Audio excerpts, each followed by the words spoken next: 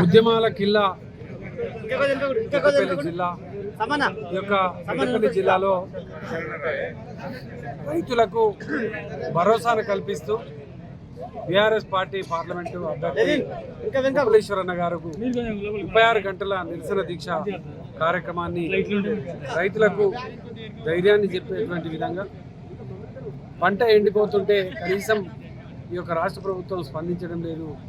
వెంటనే స్పందించి 25,000 రూపాయలు ప్రతి ఎకరానికి అందించాలని డిమాండ్ చేస్తూ ఎస్ఆర్ఎస్పి నీటిని వెంటనే వదలాలని, అదేవిధంగా ఈ యొక్క కేంద్ర రాష్ట్ర ప్రభుత్వాలు రైతుల పట్ల చేస్తున్నటువంటి నిరంకుశమైనటువంటి వైఖరిని ఖండిస్తూ ఈ యొక్క నిరసన దీక్షను ఇలా పెద్దపల్లి జిల్లాలో ప్రారంభం చేసుకోవడం జరిగింది.